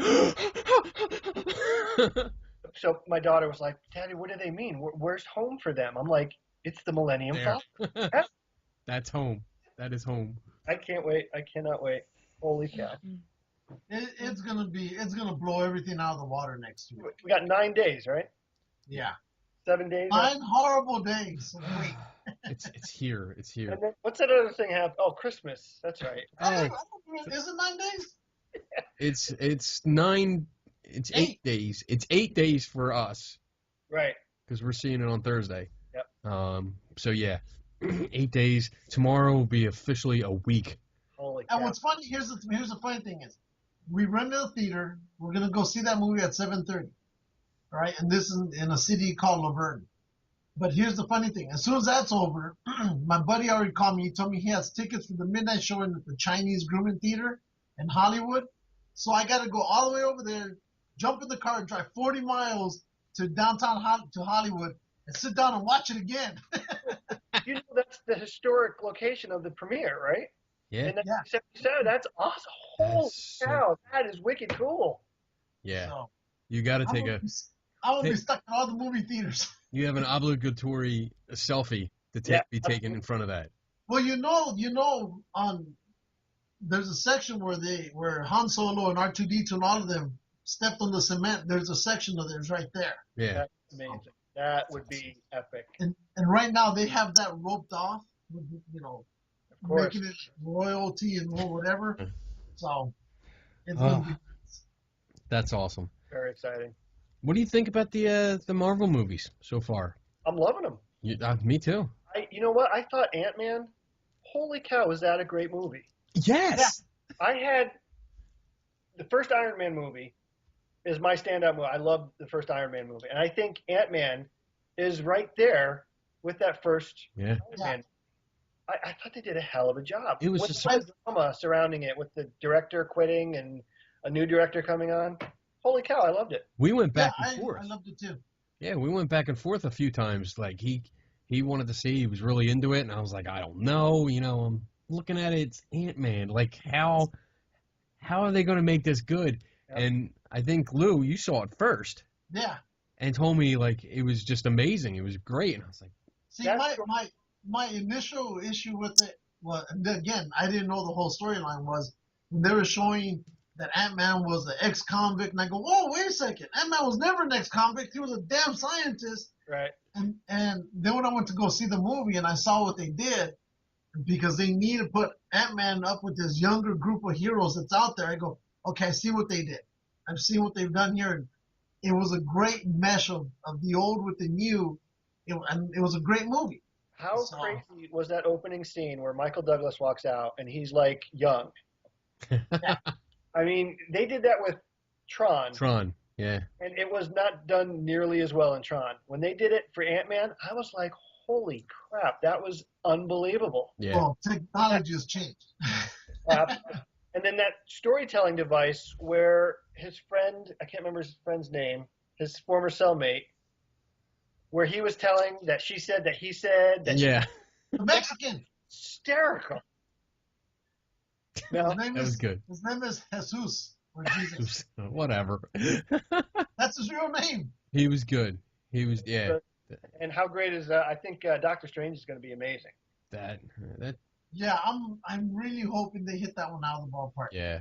That's a really complicated character to try to bring to the big screen. Yep, I agree. But they got the perfect actor to do it, I think. Yeah. Yeah, the guy who played Khan, right? Yeah. He's Sherlock. I think he's got some respect for the genre, so. Yeah. I think they've been doing a hell of a job. So they really have. It's going to be amazing. Like the trailer for Civil War was it blew my mind too. I was like, wow, wow. I mean, that's supposed to come out May, March. right? March. March. Yeah. Yeah. I'm waiting for the other shoe to drop. I've enjoyed all the movies. I thought they were all good. Some of them were weaker than others, like Iron Man 2 and 3. 3. Yep. Yeah. Iron Man 2, I had an issue with, before you go on, is I didn't care for Cheeto being his sidekick. Swapping Tom that out. Cheeto he's too stiff for that part, and it was better with the other guy. Yeah. And I just don't care for it. And then the third part, I don't know. The villains were just too comic booky. Yep. Yeah. But you know what? Watching Robert Downey Jr. as Tony Stark, I'll watch him do anything. I'll watch him do commercials. Right. When they announced that he was Tony Stark, I said, holy crap, that's perfect. Yeah. Because that's who he was. He was, how many times was he in jail and all that stuff? He's just perfect. He was perfect for it, and he's embraced it, and it's his second coming. It's phenomenal. Yeah. So I can't wait. I can't wait for Civil War. I can't wait for the Infinity Wars. Oh my God! Galaxy. How great was Guardians of the Galaxy? Oh my! That was my daughter's first Marvel movie in the theater. Damn. We had exposed her to all of the other ones. That was like the surprise hit of the year. Really was. For me, I knew it was going to be a hit because I was familiar with that comic book No, you series. didn't. No, you didn't. Shut Stop up. being all psychic. I knew it was going to be this. No, I You knew know because shit. Rocky Raccoon had already had a strong following for years. So I figured it was gonna be a good movie. So I just didn't think it was gonna be that great. I mean, the soundtrack alone Awesome. carried that movie just by itself. Yep. Yeah. You know, but yeah, on Guardians of the Galaxy, I had no doubt. I just didn't think it was gonna be that good of a movie. It was. Yeah. It was very good. Now And, I'm just worried for the second one yeah. because How's the first that was top the first was just so good. Yep. How are you going to top it? Yep. I Always an issue. Like, you look at the new Bond. Have you guys seen the new James Bond? no. Not yet. Did you see Skyfall? All So Skyfall, yeah. right, so Skyfall was great. I had some issues. I'm a big Bond fan. Okay. I Yeah. had some issues with it, but talk about reinventing a franchise. And then Spectre came out. I won't spoil it for you, but I don't think it lived up to the hype. That's the thing I've been hearing about Spectre. Yeah. That there was not that one great criminal like in the past ones. It just seems like your regular Joe's just a bunch of them. Yep. At one time, nothing, no new gadget, nothing big to come out. They spent so much time with Casino Royale. Quantum of Solace, not too good. Skyfall, they spent so much time reinventing the franchise only to have all the old mainstays from days past resurface in Spectre. And I was like, I don't know. I wasn't too thrilled with it. And didn't Daniel Craig kind of say he didn't like it? He doesn't want to do it again. He said he'd rather slit his wrists than do another Bond movie. And I was like, oh, that's harsh. Well, that's because I think he said one thing that was more physically demanding than any of the others that he'd done before. He's not young. He's older than I am. And, I do a push-up with Peyton, and I'm like, I'm done. That's how Lou is. I'll do more than a few push-ups, but Lou gets out of the couch and he considers that a sit-up. Yeah, exactly. So no, but I mean, there's other movies that are coming out. There's a new Godzilla coming out. I haven't seen the last one yet. Yeah, last one's pretty good. I have to see that one with me. Well, That was good. Even in Godzilla, I think even Tokyo's going to make their own version of it again. And if you're familiar with the whole Robotech franchise, it's supposed to be live action, not cartoon. So they're working on that one as well. I mean, there's a bunch of good stuff coming our way. Yeah. So I just saw the trailer for the Teenage Mutant Ninja Turtles 2, Oh, that's right. My daughter's a huge fan of the Turtles. and I actually liked the trailer. They bring what Casey were their Jones? names? The Rhino and the Bebop. No, Bebop. and and the other one. They bring them. They're in the trailer, and I was like, oh, okay, but it's funnier. It looks yeah, because hopefully. there were some complaints that the last one was a little bit too dark. The last one, I didn't think it was dark. I thought it was just boring. Well, that was that too, but they said they seemed a little bit darker than the previous ones. As in, and mind you, they're 1980s Teenage Mutant versus now. Yeah. But those were more lively, more colorful compared to the one that came out this last time. And I think that's the issue they started running into, that these were too dark and just a little bit too violent for what they were used to. They took it back to, in the beginning of it, they took it back to the original concept, which was great. I loved it. Those turtles, I have the graphic novels for those, and I loved it. They kicked ass. But then the movie just went, I don't know where it went.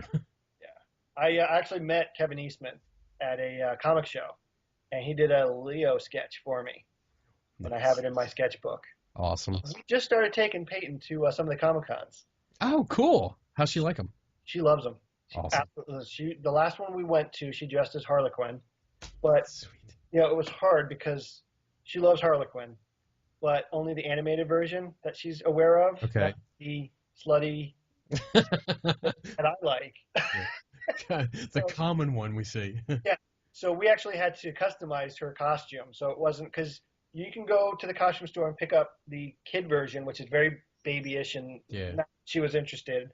Or you can go to the tween version, which is just inappropriate, we'll say. Yeah. So we customized her costume, and it looked really good. Good. But she was, all the artists loved her, and they did sketches for her and everything. It was great. And that's the beauty of Comic-Con. That's why I love going, because it doesn't. I hardly ever see the store-bought costumes. Yeah. It's all about doing your own thing and you know, mixing it up. And I mean, did you see my Darth Prime? I did. I love that. That was awesome. Hold on. Hold on. I got it here. Where is my helmet? There it is. It was horrible. Oh. Wow, look, it's awesome. Shut up, Lou. I hate you. I did. I saw all the Facebook posts. That's wicked cool. But Do you have? Did I give you a copy of my comic, The Perfect Victim? No. No. What the hell? To you, I did. Wow, this is going back 16 years. No, my daughter was born, so it couldn't have been that long. I did a comic book called The Perfect Victim. I was a writer, and it lasted one issue. And we did the New York City Comic Con. We debuted it at the New York City Comic Con. Cool. And I thought it was a cool concept. It's called The Perfect Victim. This lady not dresses, but her uniform is whatever crime she's trying to stop. So in the beginning, she dresses as a bum because there's a rash of bum burnings, people throwing gasoline on the homeless and lighting them up. So she dresses as a homeless person. So it's a happy theme. Okay. Yeah. It's more Frank Miller than Archie. Okay. But I'll have to send that to you. I have a bunch of copies left. Awesome. Yeah. That's a lot of fun. Definitely. It's like I said, a very unconventional career I've led. You've done it all. I love it. I love it. I almost, should I mention it? Yeah, I was even a stripping gorilla. Oh, you got to tell us about that. Yes. So, are you familiar with Frazetta? No. Old-time 1950s comic book artist, Okay. legend in the industry. I used to work for his son at Frazetta's Fantasy Corner. It was a costume shop / magic shop. It's where I started doing magic. So one of these services we offered was abracadabra. Sorry. delivery. So one of the characters was a stripping gorilla. So you would put a gorilla suit on, put some sunglasses on, white gloves, and then a zoot suit goes over the gorilla suit, and that's what you strip down to. So I would go. The biggest clients were hospitals, so I'd go deliver happy birthday balloons to nurses, and I'd shake it and I'd strip down and I'd have a flamingo G-string over the gorilla suit. And let me tell you, those nurses, they're grabby. That was my late teens, early 20s. Okay. Wow. You have had some career, man. That's awesome. It's been a blast. I love it. I love it. All right, man. Let's wrap this up. I really appreciate you coming on. Yeah. God, anytime. This was a blast. It was great. I love hanging out. This was very nice, and we talked about everything: photography and your photo cards, the Lightbox stuff, sideshow, models, toys. What else you got back there? What's on the little shelves? On the lower shelf, I have my display of cards. That's where my Okay. No, I mean, like, is that like a frame on the wall? Oh, that's an uncut sheet of the cards. Oh, First okay. deck. So that's what the printer spits out, Very the web press, and then they get cut. And then up here, I see. that's one of my favorite things. It's an old typesetter's drawer. Oh, yeah. It's my cabinet of curiosities. Very cool. I see the old camera that you have. Right, yep. So when I go on shoots, like when I go to Lazaretto, if I see something on the floor that I might like, it goes in there. I do the same thing at malls and liquor stores and stuff like that. But I tend to get chased by cops. So I have this little, there it goes. Those are my daughter's teeth. They're just in like a little, I call it like a reliquary kind of container. It just looks sufficiently creepy to put in a cabinet of curiosities. Yeah. I have like old fuses from, what building was that? Some old building I was in, they had an old fuse box with the screw in. Oh, fuse. yeah. I got a bunch of those. I love collecting that, just junk. People Mementos. junk. That's all. They're mementos from where you've been. It reminds me. And I got a skull up there. It's some kind of raccoon. Oh, you found that at one of the abandoned places too? No, that was in the backyard. that was a side job he did. Yeah, I love it. This is what used to be our dining room, and I used to have a whole studio downstairs. We moved my mother-in-law in, and we moved upstairs to the dining room, and I have it nicely set up. I think I enjoy it. When my daughter's watching TV, I can be working, Yeah, and still be with her here. that's cool. But guys, Cool. I really appreciate you guys having me on. I had a blast. Awesome. Now, where can people find you and your Lightbox cards? Sure. In New Jersey. Personal, you can find me at paulmichaelkane.com. That's Kane. And then you can find Lightbox at lightboxphotocards.com. Sweet. And Some really cool video tutorials on like photo processing. yes, Called MK's Photo Tips and Tricks. You can subscribe to that channel. I have I think there's 11 videos by now up on there, and they're hopefully pretty useful tips and tricks in both Lightroom, Photoshop, and in the field. yeah, I like them because I watch them and I share them on my photography page. Cool. I'll go on your website this Friday and I'll order some of those packs. No, he won't. Yeah, I will, because I like them. He'll wait until I bring them up again, and then he'll complain and be like, "Oh, I didn't do that yet. I got to do that." No, I get paid on Friday, so I'll be doing it then. It's absolutely amazing with the Lightbox cards. With the technology we have, I get a sale, and I get it on my phone. I get an alert on my phone. Bling. I don't sleep at all because every time I hear the cha-ching, it's a little cha-ching sound. I'm like, ooh, how much was that? Well, if there's special notes, I'm gonna put this is Lou. I will take care of you, Lou. I'll throw in some of the coins too. Oh, cool, awesome sauce.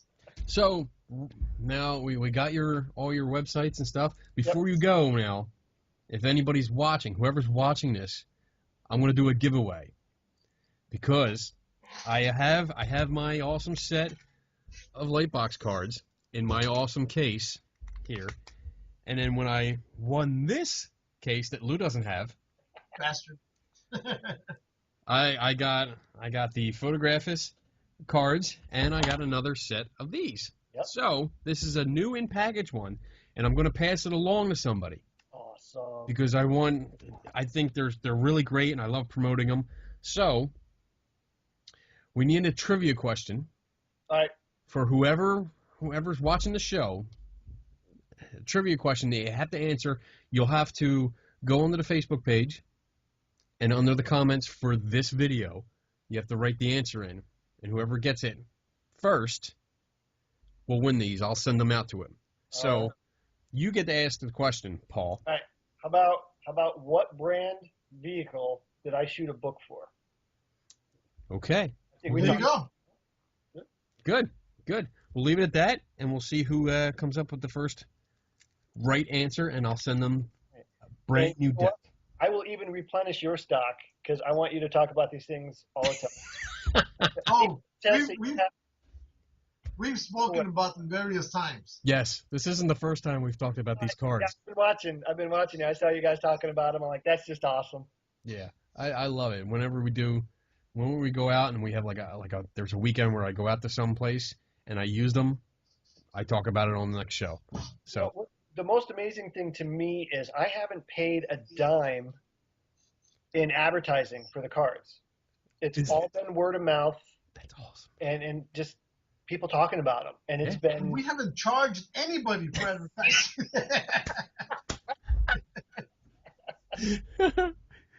Yeah, we promote people based on what they send us for free.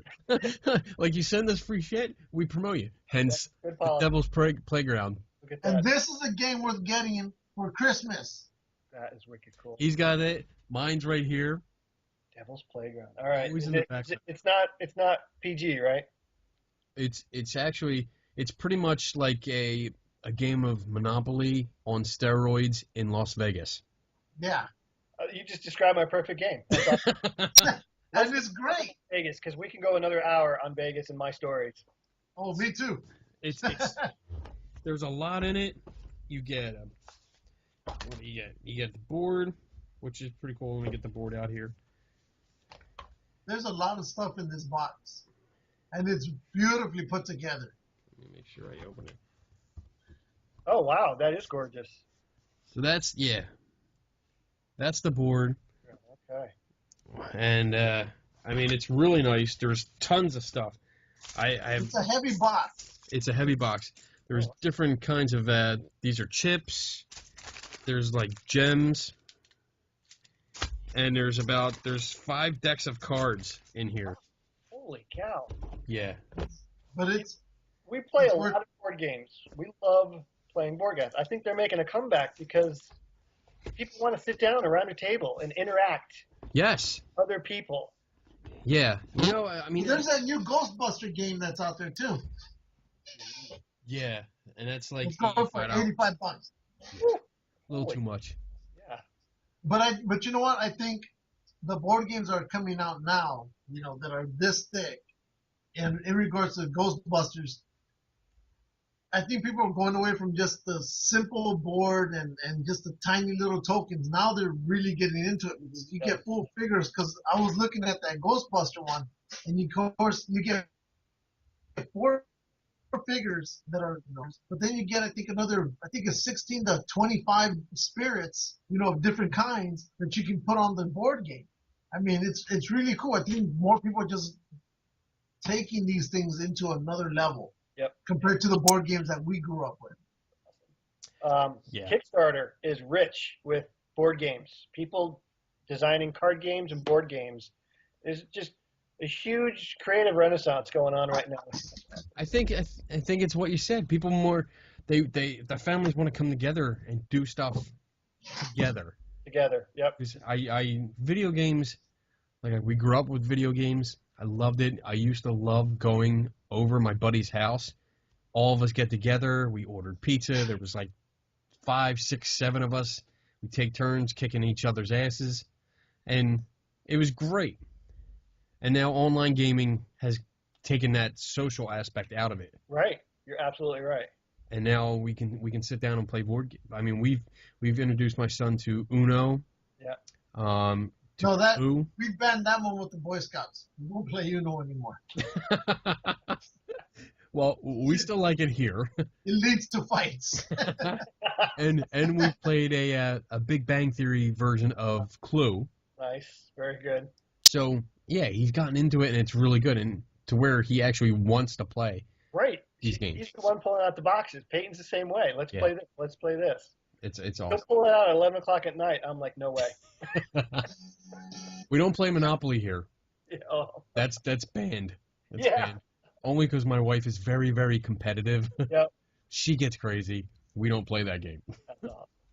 No, my wife is the one who introduces everybody to the board game. She's a big board game fan, so that's her deal. Yeah. Oh, Peyton would love that. All right, buddy. So we're gonna let you go. All right, guys. Thanks for having me. Thanks for coming on, and best of luck with everything. Keep us updated. Yep. We will be talking about you in shows to come, and your progress, and yeah. Again, when the new set gets delivered, let me know, because I wanna get in on that, because I love this stuff. I love it. It's great. You came up with an excellent, awesome idea, and let me ask you real quick. Sure. People have asked me, are you going to do an app? And I think that departs from my concept of analog, of holding these in your hands. Yeah. So, I don't know if I want to do an app or not. I wouldn't. I would say stick with the cards. Stick with the cards. This is getting people out. It's getting them out to look and see Actually, the world. Look through it. Yeah, my biggest fear with an app is people doing this, not going out and shooting. Right. So yeah, I think I'm not going to do one. It's like what Lou was. I mean, I can sit here with my phone, and it's on an app. I can just sit here and do this. Yep. And just go through and read it, and I'm on my phone. Right. And I think the point of these things is to get people off the phone. If you do an app, it should be just simple. They click on it, and it shows you your website. Go to my website, buy the cards. That makes sense. That makes sense. A virtual edition, maybe like 10 cards. Cool. Okay. I like your idea. I like that. Preview, yeah. You know, here's a little Cards, teaser. That's it. Yep. That's it. But I like the physical pack of cards. Tactile feel. Yeah. Beautifully, the printed. They did an amazing job. They look great. You know, and you just don't get that kind of feel from an app. Right. Yep. You know, I'd Great. rather hold it Very good. Yep. and flip through it easily. If I want to, I can take one with me. Right. You know, if I don't want to if I'm going for a quick shoot and I just grab my camera, and because this is what I do a few times. I actually go in and I'll shuffle them up and I take out the first 3 cards and I take them with me. Nice. Instead of taking the whole deck. And that's it. That's my assignment for the day. That's what I'm doing. That's awesome. And so some lady put them in a moleskin notebook, and she just flips through the pages and then picks one, and then she writes notes in it. She sent me pictures of it. It's like a work of art in and of itself. that's awesome. Yeah, it's So cool. very gratifying. It's a very gratifying project. You did a great thing, Paul. Thank you. Yeah. You did. Thank you. That's awesome. Yes, you guys are awesome. I wish we can go get a drink after this or something. Well, next time. I mean, Yeah. next time Lou's in town. Well, Yep. Lou will be out in May. Hey, Okay. He's coming out in May because Bigfoot hunting. we're going on a Bigfoot weekend, a camping weekend. My God. It's the first weekend in May. Spots are still open. Yes, it's at a campground. Where? I'll send you the link. Send me the link. So it's in Pennsylvania. You know what? The 3 of us, we'd find them. That's right. Kenny will be bait. Here you go. We're gonna lather Kenny up in peanut butter because apparently that's what Bigfoot loves is peanut butter. Yeah, there you go. There was a line. You just crossed it. I'm not Hi. stopping Kenny in anything. Welcome to our show. We cross the line all the time. Yeah. You guys are awesome. But yeah, it's a whole weekend, and it's you go directly through the campground. You can get a tent spot, or you can get a camper, and then for the speaker kind of conference thing that they're having, it's only Saturday. You can go all weekend, but Saturday is like where they have 3 speakers. They're going to have hiking expeditions, and then there's a barbecue cookout, and it's only $20 Yeah. to do that. The big question is alcohol allowed? Yes. You can have it on your site, your own site, Okay. but Okay. you're not allowed to bring it to like the cookout, Gotcha. so in the public areas. So we can drink, and of course, there's like You got one? You got the mug? Wawa iced tea, Oh, okay. So things you can fill up. I have a lens mug that looks like my big 70 to 200 lens. Oh, that's awesome. I have that. Oh, I have the shot glass version. There you go. Yep. Yep. So yeah, Absolutely. but yeah. I mean, I usually fill this Awesome. with like rum, like that much, and I drink that. So, All right. I like it. but we're gonna go look for Bigfoot. Very Yeah. good. So Send me the info on that. $20. You can't beat that. $20, yeah. And it's gonna be fun. And yeah, we're gonna be there. My wife's going. Our friend East Coast Cat, she's going. We're gonna have a great time. It's gonna be a great weekend. That could be fun. That could be Awesome. fun. Yeah, it's gonna be a blast. All right, buddy. All right. I will send you the link, and we will be in touch. And have a good night. Thanks again, buddy. Take care, guys. Thanks, again, Bob. Great meeting you. Bye bye. Bye, Kenny. Ooh, that was awesome. I love that show. He was good. Everybody was good. Everybody was good. We were good. We talked about photography, which I love. We talked Talk about about everything. paranormal. We talked about movies and comics and Star Wars and Batman and Superman, and it was fun. Loved it. He's a really, really good guy. Oh, what are you doing? Talking to you. Okay. Well, dude, we actually went 2 hours with him. Yeah. That was awesome. I was actually nervous. I thought I was gonna be able to say anything to him, but he was cool. Turn the music down. Shut up. You shut up. Shut up. You're such a dick. You're the dick. A dick? You're a dick squared. You're dick. You're a dick squared with whipped cream on top. You're dick. Whatever. Porch dick. Your forehead dick. Penis. Dick. Penis nose. Whatever. I hate you. Well. Let's wrap this up. Yep. Let's see. Remember to subscribe to our YouTube channel. Unofficial sponsor number 1. Official sponsor. Oh, sorry. Official sponsor. Official sponsor number 1. I'm Devil's so used Playground. to saying unofficial everywhere. From our friend Dax Christopher of That's right. Christopher Books. We also have official sponsor number 2 would be Bluegrass Ghost Chasers. Because they sent us like T-shirts and mouse pads and stuff. Official sponsor number 3, Dave Ebersol and Dash Comics. That's right. Pretty good comic. I like it. Oh, he gave us that too. Did you read that yet? No, not yet. I didn't read it yet. I have mine right here. I have it. But it's his new comic, so keep an eye on it for it. And it's open. It's just autographed. It was autographed. Boom. Right there. Yep. So, yes. Shield. Official sponsor number 3. Shield. Yes. Always. Shield is a permanent fixture here. James Fowler. John Fowler, you dumbass. James today. You do not mess up official sponsors. Today's Official sponsors James. you can mess up. Today's name is James. Okay. We're going to call him James Fowler. That's right. Of Next week, it'll be John. Paranormal Enlightenment Magazine. That's right. Subscribe to our YouTube channel. Like our Facebook page. Yes, like it. And also follow our Instagram account. Don't forget the contest today. The contest. Remember, the question that And Paul where did they asked. send the email to? Or the reply? On YouTube? No, they can put it in the comments on the show. All right. On the show. Either don't do it on the YouTube channel, do it on our Facebook page. Should they private message us that answer? No.